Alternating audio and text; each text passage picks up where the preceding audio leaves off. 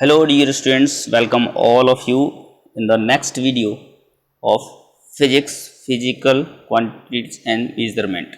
Physical quantities and measurement का part 1 basics of the measurement, part 2 measurement of the length is already given. This is the part 3 और इस part 3 में we will discuss about the measurement of mass. Overall हम मास के बारे में discuss करने वाले हैं इस चैप्टर में. This will be the part 3 measurement of mass. Part 1 and 2 already complete हो गया है. लिंक इसके डिस्क्रिप्शन में नीचे मिल जाएगी. आप चाहें तो पार्ट 1 और 2 जाके देख सकते हैं, लेकिन पार्ट 1 जरूर देख लीजिएगा. पार्ट 1 देखे बिना आपको आगे के पार्ट समझ में नहीं आएंगे, because complete basic has been discussed in the part 1. तो चलिए स्टार्ट करते हैं part 3. So our part 3, that is measurement of mass. First of all, let to know what is the mass. पहले समझते हैं एक्चुअली में मास क्या होता है. Mass is the amount of substance contain in a body. किसी एक बॉडी में कितना अमाउंट है सब्सटेंस का, उस अमाउंट ऑफ सब्सटेंस को मास कहा जाता है. क्या कहा जाता है? मास. सपोज दैट ये आपको एक बीम बैलेंस दिख रही है. इस बीम बैलेंस में कितना सब्सटेंस है, उस पूरे सब्सटेंस के अमाउंट को हम इस पूरी की पूरी बैलेंस का मास बोलते हैं.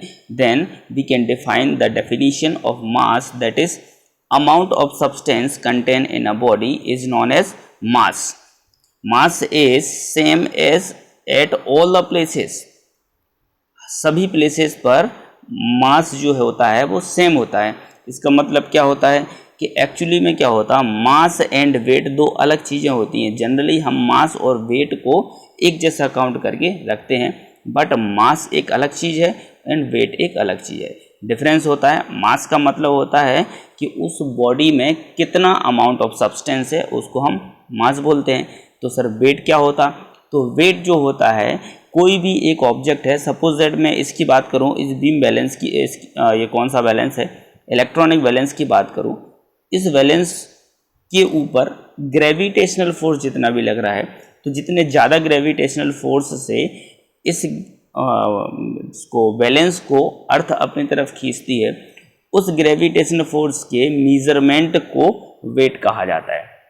तो क्या समझ में आया कि जो मास जो होता है वो अमाउंट ऑफ सब्सटेंस होता है उस बॉडी के अंदर, लेकिन वेट जो होता है उस बॉडी के ऊपर अर्थ के ग्रेविटेशनल की फोर्स की वजह से कितना फोर्स लग रहा है, कितनी ग्रेविटी पे काम कर रही है, उस ग्रेविटी के मेजरमेंट को हम कहते हैं उस ऑब्जेक्ट का वेट.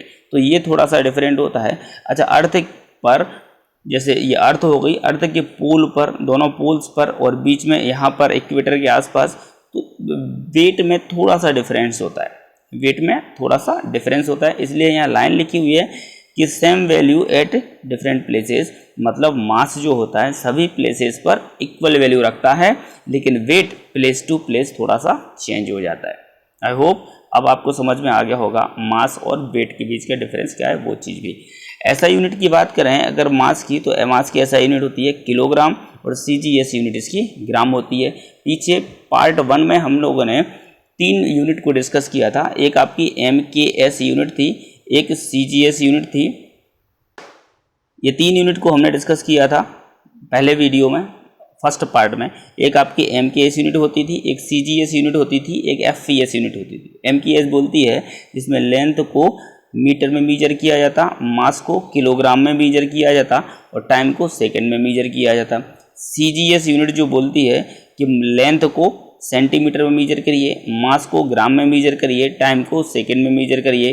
देन FPS लेंथ को फुट में मीजर करिए, मास को पाउंड में मीजर करिए एंड टाइम को सेकंड में मीजर करिए. तो these are the 3 standard system of measurement. ये 3 मेजरमेंट के सिस्टम होते हैं जिनको system MKS system, CGS system, FPS system कहा जाता है. बोले सर SI किधर गया? तो इन MKS से ही SI यूनिट को इमर्ज किया है. SI का पूरा नाम होता है सिस्टम ऑफ इंटरनेशनल यूनिट, जिसको all over the world accept किया गया है. चलिए नेक्स्ट मूव करते हैं हमारे पॉइंट पर. देन तो the unit of mass is, SI unit is kilogram and MKS unit is also kilogram, CGS unit is gram. चलिए अब बात करते हैं devices for measuring mass. Mass को मेजर करना है तो कौन कौन सी डिवाइसेस हम यूज करते हैं? There are mainly used two types of the devices to measure the mass. First one is the beam balance. इस तरीके से ये बीम बैलेंस होती है और ये आपकी इलेक्ट्रॉनिक बैलेंस होती है। Why this balance is name as beam balance. इसको बीम बैलेंस ही क्यों बोलते हैं? क्योंकि ये बीच में एक बहुत बड़ा सा बीम होता है और इस बीम के दोनों तरफ एक हॉरिजॉन्टल रॉड लगी होती है, इसके ऊपर दो यहाँ पे प्लेटें लगी होती है। तो ये एक्चुअली में ये बीम की वजह से इसका नाम बीम बैलेंस रखा गया है। ठीक है, तो बीम बैलेंस क्या है? हमने बीम बैलेंस देखा। इलेक्ट्रॉनिक बैलेंस क्या है? जो इलेक्ट्रिक से चलती है, इलेक्ट्रिसिटी से वर्क करती है। इसके ऊपर ये प्लेट होती है, लोड आर्म, लोड प्लेट इसको बोला जाता है। ये प्रेस करती है और हमें जितना भी वेट होता है इलेक्ट्रिक सिग्नल के रूप में इस डिस्प्ले पर उसका वेट मिल जाता है। वन बाय वन इन दोनों बैलेंस को हम थोड़ा सा डिस्कस कर लेते हैं। इसके पहले एक चीज़ और डिस्कस करना चाहेंगे, multiple unit and sub multiple of masses. मास जो होता है, मास की कुछ छोटी यूनिट होती हैं और कुछ बड़ी यूनिट भी होती हैं। जैसे हमने कहा एक हमारा किलोग्राम है, तो किलोग्राम की कुछ छोटी यूनिट होती है। एक होती है आपकी मिलीग्राम भी हो जाती है, सेंटीग्राम भी हो जाती है, डेकाग्राम भी हो जाती है, एंड इधर देखा जाए तो क्विंटल भी हो जाती है, मीट्रिक टन भी हो जाती है, TONNE टन भी हो जाती है। तो कुछ बड़ी बिगर यूनिट्स होती हैं और कुछ स्मॉलर यूनिट्स होती हैं किसकी? मास की। अभी हमने प्रीवियस वीडियो में पार्ट 2 में लेंथ के बारे में डिस्कस किया था, जिसमें लेंथ की भी कुछ सब मल्टीपल यूनिट्स को हमने डिस्कस किया था। Multiple and sub multiple unit of length has been already discussed in part 2। जिसने पार्ट 2 नहीं देखा है, पार्ट 2 जाके आप लोग देख सकते हैं। ये पार्ट 3 है हमारा। चलिए one by one in balance के बारे में हम डिस्कस करते हैं। फर्स्ट वन है हमारा बीम बैलेंस। तो चलिए this is the beam balance. पहले हम इसकी डिस्कस करते हैं बीम बैलेंस के कंस्ट्रक्शन के ऊपर। तो ये बीम बैलेंस जो होती है consist of straight metal rod on the iron loop. ये जो आयरन लूप है, इस आयरन लूप के ऊपर, इस बीम के ऊपर एक मेटल रॉड होती है इस तरीके से। Okay, 2 pans of equal masses are suspended. एक पेन हमने यहाँ पर सस्पेंड कर दिया और एक पेन यहाँ पर सस्पेंड कर दिया। दोनों के दोनों कैसे? इक्वल मासेस के हैं। इसका मास जितना होगा उतना ही मास इसका होगा। पॉइंटर फिक्स्ड जो होता है ना, वो ये बीच में इसके पॉइंटर को फिक्स किया जाता है और यहाँ पर एक छोटी सी पिन होती है। जो पिन अगर बीच में रहती है, इसका मतलब है दोनों पेन इक्वल स्टेट में हैं। अगर ये इस साइड मूव कर गई, इसका मतलब ये नीचे है और ये ऊपर है। ये पिन यहाँ पर एक साइड मूव कर जाती है, इसका मतलब ये ऊपर है और ये नीचे है। तो ये बीम बैलेंस का कंस्ट्रक्शन है। जब दोनों के दोनों ये जो प्लेट हैं, दोनों पेन हैं, ब्लैंक होते हैं, when these are blank they will be at equal state. दोनों के दोनों कैसे होंगे? वर्टिकली इक्वल होंगे। Okay, we use some known masses.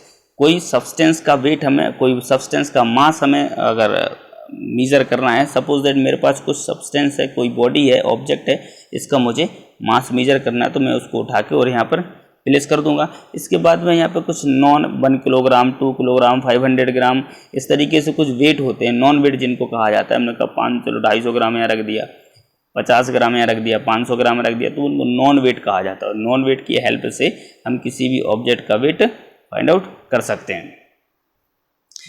यहाँ पर लिखा है कि non masses can be increased और डिक्रीज। इसका मतलब यहाँ पे 1 किलो रखा मैंने, अगर सब्सटेंस ज़्यादा हो रहा तो 1 किलो के वेट को मैं बढ़ा के 1.5 किलो कर सकता हूँ, और 1.5 किलोग्राम, 1.25 किलोग्राम, जितना मुझे रिक्वायर्ड है उतना मैं कर सकता हूँ। इट मीन्स वेट को हम कम ज़्यादा कर सकते हैं, जो कि नॉन वेट है।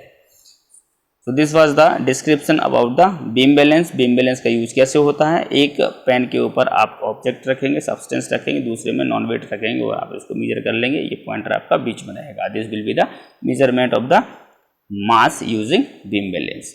नाउ अभी हमारे बीम बैलेंस के बाद में फिर एक और बैलेंस होती है, जिसको हम नाम दिया है इलेक्ट्रॉनिक बैलेंस। इलेक्ट्रॉनिक बैलेंस के बारे में भी थोड़ा सा डिस्कशन कर लेते हैं कि what is the electronic balance, how it is used. Okay, this is the electronic balance। ये इलेक्ट्रॉनिक बैलेंस जो होती है, ये आज के टाइम पे सबसे ज़्यादा यूज की जाने वाली बैलेंस है। Nowadays we can say this is the most common method to determine the mass. Mass को डिटरमाइन करने के लिए सबसे ज़्यादा यूज की जाने वाली प्रेजेंट टाइम की जो मशीन है, जो इक्विपमेंट है, दैट इज इलेक्ट्रॉनिक बैलेंस। अच्छा, इलेक्ट्रॉनिक बैलेंस के बारे में थोड़ा सा डिस्कस कर लेते हैं। इलेक्ट्रॉनिक बैलेंस का जो ऊपर वाला पार्ट होता है इस तरीके से, ये वाला जिसके ऊपर हम लोड को प्लेस करते हैं, इस पार्ट को लोड सेल कहा जाता है। क्या कहा जाता है? The name of this part is load cell. आप लोड सेल के ऊपर अपने वेट को या मास को प्लेस करते हैं, ऑब्जेक्ट को। इसके बाद में इस लोड सेल के जस्ट नीचे कन्वर्टर और कंडीशनर लगे हुए होते हैं, जो इनको सिग्नल्स को इलेक्ट्रिक सिग्नल्स में कन्वर्ट कर देता है। इलेक्ट्रिक सिग्नल्स हमें उस कंप्लीट बॉडी में कितना अमाउंट है उस मास को मेजर करके ओएस डिस्प्ले पे डिस्प्ले कर देता है। छोटा सा कंस्ट्रक्शन प्रिंसिपल होता है इसका इलेक्ट्रिक बैलेंस का। तो इलेक्ट्रिक बैलेंस में आपको इतना याद रखना है, मोस्ट कॉमनली मेथड यूज होती है, मोस्ट कॉमनली यूज होने वाली मशीन है वेट को मेजर, मास को मेजर करने के लिए।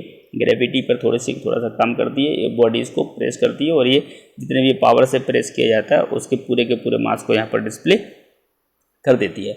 आई होप आप सारी चीज़ें समझ गए होंगे मास से रिलेटेड। ये था आपका पार्ट 3।